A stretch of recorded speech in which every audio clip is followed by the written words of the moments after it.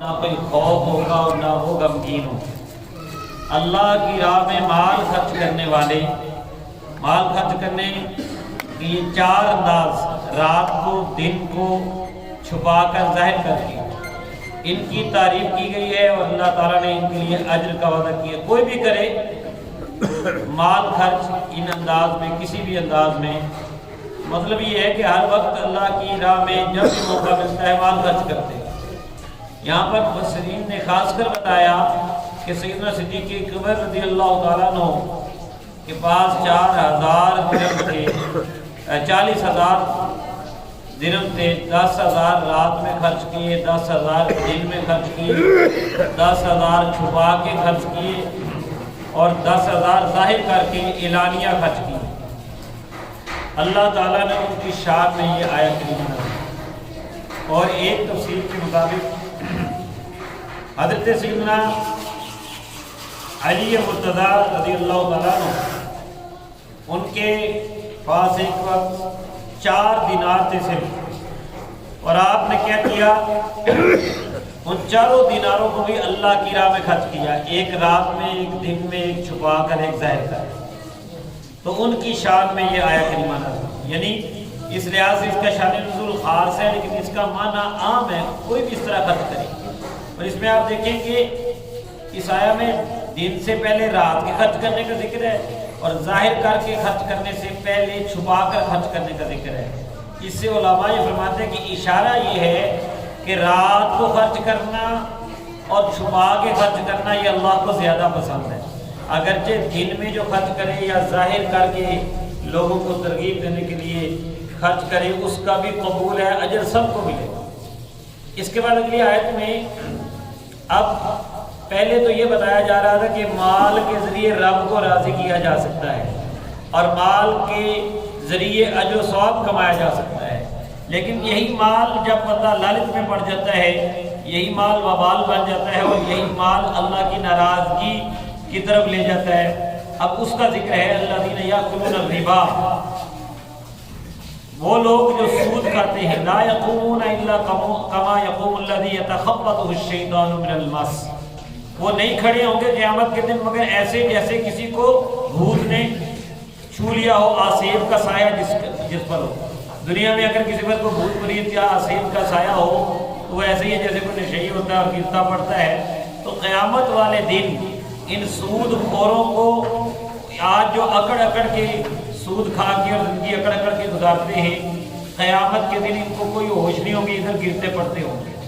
کیوں؟ سود جو ہے یہ ایسی بیماری ہے جو کہ انسان میں لالچ پیدا کر دیتی ہے، اس پر بھوت سوار رہتا ہے کہ وہ دنیا کے مال، لوگوں کے مال ہتھیائے۔ اس کو یہ خیال نہیں ہوتا کہ جس سے سود لے رہا ہوں اس کا نقصان ہو رہا ہے، وہ مرے جائے جہاں کہیں جائے مجھے سود دے۔ پہلے زبان میٹھی رکھتا ہے، جب اس کو پھنسانا ہوتا ہے، جب پھنسا لیتا ہے تو بعد میں پھر دروازوں پہ آتا ہے اور گالی گلوچ بھی ہوتی ہے اور یہ سارے معاملے۔ تو سود جو ہے انسان کو محنت سے دور کرتا ہے، انسان مال وہاں خرچ کرتا ہے جہاں پیسہ واپس ہی آنا ہے اور زیادہ پیسہ واپس آنا ہے، رزق میں مال نہیں رکھتا، محنت مشقت نہیں کرتا، تجارت نہیں کرتا۔ اور پھر یہ کہا کرتے تھے، قرآن پاک نے بھی ذکر کیا کہ ذالک بأنہم قالوا انما البیع مثل الربا، یہ اس وجہ سے کہ یہ لوگ کہتے ہیں کہ یہ جو تجارت ہے یہ بھی تو سود کی طرح ہی ہے۔ آج تک لوگ یہ بہانہ کرتے ہیں، یار دیکھو تجارت میں بھی تو ہے نا، آپ ایک چیز سستی لاتے ہو، مہنگی بیچتے ہو، تو وہاں پر بھی تو تم منافع کما رہے ہو، تو اگر ہم اپنے پیسے دے کے اس پر زیادہ پیسے لے لیں تو اس سے کیا ہو جائے گا؟ تو یہ وہی مغالطہ جو اس وقت لوگ دیتے تھے آج بھی، لیکن اللہ تعالیٰ نے اعلان فرما دیا تجارت اور چیز ہے، سود اور چیز ہے۔ تجارت میں بندہ رزق پہ مال لگاتا ہے اور مشقت کرتا ہے، آسانی سے اسے مال نہیں حاصل ہوتا کہ وہ لالچ کرنے لگ پڑ جائے۔ اس لیے فرمایا وَأَحَلَّ اللَّهُ الْبَيْعَ وَحَرَّمَ الرِّبَا، حال یہ ہے کہ اللہ تعالیٰ نے تجارت کو حلال کیا ہے، سود کو حرام کیا۔ اب اعلان کیا ہو گیا، کلیئر اعلان کر دیا، فَمَنْ جَاءَهُ مَوْعِظَةٌ مِّن رَّبِّهِ فَانتَهَىٰ فَلَهُ مَا سَلَفَ، جس کے پاس رب کی طرف سے یہ نصیحت آ گئی کہ سود حرام ہے، پھر وہ باز آ گیا تو جو پہلے گزر گیا وہ اس کے لیے معاف ہے۔ یعنی حرمت سے پہلے اگر کسی سے سود کا مال لے لیا تھا تو وہ معاف ہے، لیکن جب حرمت کا کم آ گیا تو اس کے بعد نہیں۔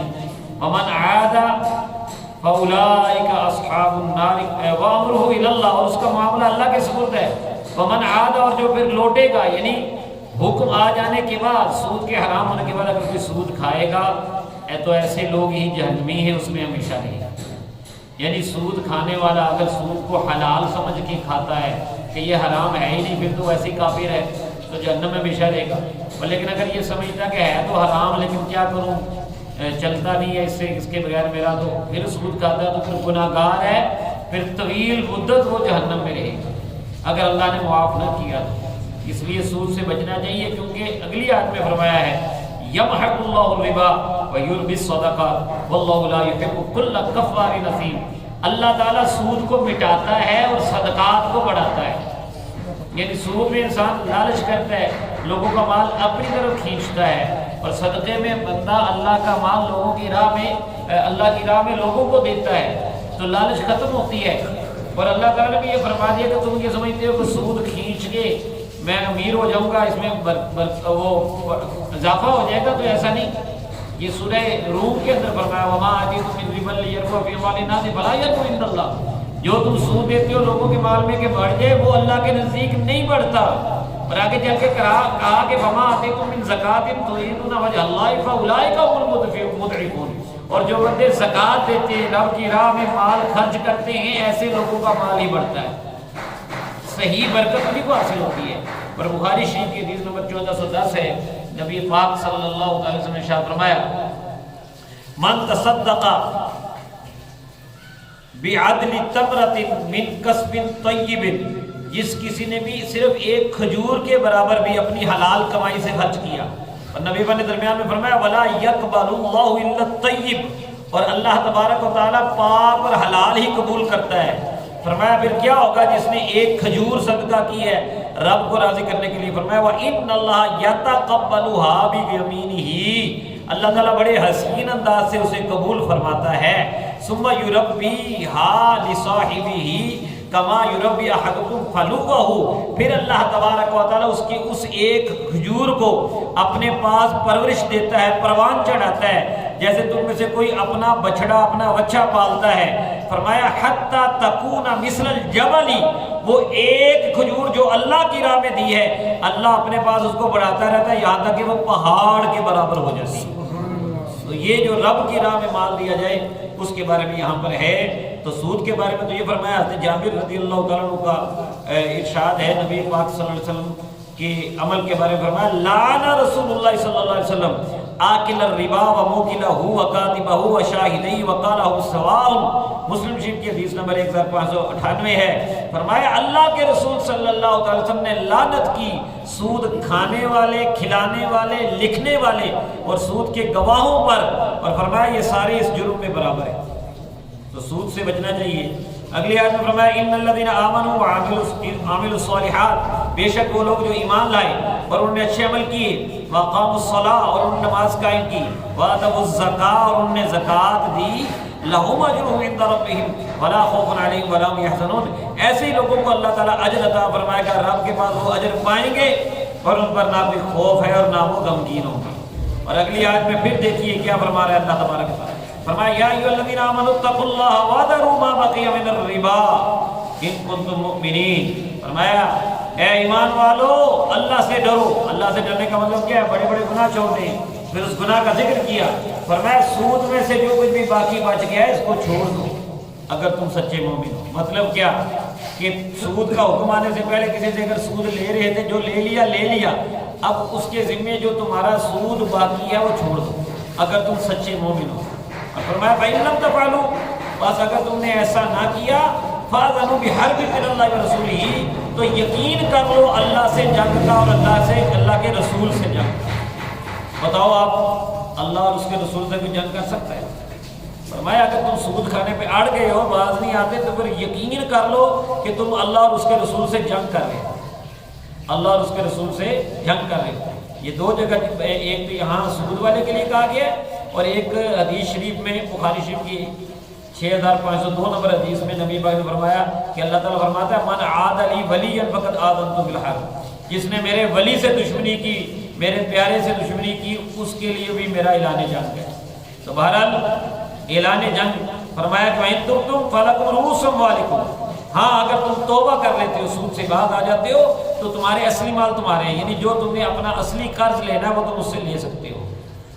فَلَكُمْ رُءُوسُ أَمْوَالِكُمْ لَا تَظْلِمُونَ وَلَا تُظْلَمُونَ۔ بہت ہی پیارا قاعدہ قرآن بیان کر رہا ہے کہ نہ تم ظلم کرو نہ تم پر ظلم کیا جائے، یعنی تم نہ کسی پہ ظلم کرو نہ تمہارے اوپر ظلم کیا جائے گا، یعنی تمہارا جو اپنا مال ہے وہ تمہیں واپس، تمہارا حق تمہیں لینا چاہیے، اپنا حق چھوڑنا نہیں، ظلم سہنا بھی نہیں، ظلم کرنا بھی نہیں۔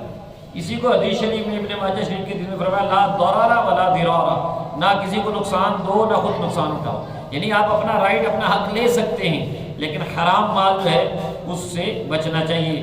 اور ایک دو آیات اور دیکھ لیں، فرمایا وَإِن كَانَ ذُو عُسْرَةٍ فَنَظِرَةٌ إِلَىٰ مَيْسَرَةٍ، اور اگر جس سے تم نے قرض لینا ہے وہ تنگ دست ہے تو اس کو مہلت دے دو آسانی ہونے تک۔ وَأَن تَصَدَّقُوا خَيْرٌ لَكُمْ، اور اگر تم معاف ہی کر دو کچھ اس میں سے یا سارے ہی معاف کر دو تو یہ بہتر ہے تمہارے لیے۔ وَأَن تَصَدَّقُوا خَيْرٌ لَكُمْ إِن كُنتُمْ تَعْلَمُونَ، اگر تم جانتے ہو تو معاف کر دو۔ تو قرض خواہ سے نمبر ایک تو یہ ہے کہ نرمی کی جائے، اس کو مہلت دی جائے، اور اگر آپ کو اللہ نے گنجائش دی ہے تو معاف کر دیں گے تو اور بڑا اس کا ثواب ہے۔ حدیثوں کا مفہوم ہے، نبی پاک صلی اللہ علیہ وسلم نے فرمایا کہ جو بندہ یہ کہتا ہے کہ قیامت کی سختیاں مجھ پر کم ہوں، وہ جس سے قرض لینا ہے یا اس کو مہلت دے یا اس کو معاف کر دے۔ اور اسی طرح فرمایا کہ جو بندہ کسی قرض دار سے قرض لینا ہو اس سے نرمی کرتا ہے، آسانی سے مانگتا ہے، اس کو تنگ نہیں کرتا، اور اگر وہ تنگ دست ہے تو اس کو مہلت دیتا ہے یا معاف کر دیتا ہے، قیامت کے دن جب کوئی سایہ نہیں ہوگا، اللہ کے عرش کا سایہ ہوگا، یہ بندہ اللہ کے عرش کے سائے کے نیچے ہوگا۔ تو قرض خواہ جو ہے اس کو چاہیے کہ وہ نرمی کرے، اور قرض دار کو چاہیے کہ وہ اچھے طریقے سے دے دے۔ دونوں کو جو ہے اس بات کا لحاظ کرنا چاہیے، دونوں کو سمجھانا چاہیے کہ کسی کا حق کھائیں نہ۔ بہرحال اللہ تبارک و تعالیٰ کے پیارے رسول صلی اللہ علیہ وسلم کا ایک بتایا وظیفہ بھی آپ کو بتا دوں، حضرت علی مرتضیٰ کرم اللہ وجہ الکریم نے ایک بندے کو سکھایا تھا جو کہ بہت زیادہ قرض دار تھا، اس نے مکاتب بدلے کتابت دینا تھا، تو آپ نے فرمایا کہ میں تمہیں ایک ایسا وظیفہ بتاتا ہوں جو مجھے رسول کریم صلی اللہ علیہ وسلم نے بتایا ہے، اگر پہاڑوں کے برابر بھی قرض ہوگا نا تو ادا ہو جائے گا۔ یہ وظیفہ کیا تھا، وہ دعا سکھائی تھی، ترمذی شریف کی حدیث ہے، حضرت علی مرتضیٰ رضی اللہ عنہ نے، اللہم اکفنی بحلالک عن حرامک واغننی بفضلک عمن سواک۔ یہ دعا اگر قرض دار پڑھے تو اللہ تعالیٰ اس کے قرض کے لیے اسباب مہیا فرمائے گا۔ ایک آیت جو رہ گئی اس رکوع کی، آیت نمبر 181 ہے، جس کے بارے میں حضرت عبداللہ ابن عباس فرماتے ہیں کہ یہ قرآن پاک کی سب سے آخری آیت نازل ہوئی۔ اس کے بعد نبی پاک دنیا میں 21 دن یا ایک روایت کے مطابق 9 دن اور ایک روایت کے مطابق 7 دن تشریف فرما رہے ہیں، اور پھر آپ کا وصال ہوا۔ اور یہ آیت جو ہے، اور بعد میں کہا کہ یہ سود کی جو آیت ہے نا یہ سب سے آخر میں نازل ہوئی۔ بہرحال یہ آیت کیا ہے، اس میں آپ کے لیے بھی پیغام ہے، ہمارے لیے بھی پیغام ہے کہ اب رمضان آ گیا تو خاص کر ہمیں اس پیغام کو لینا چاہیے۔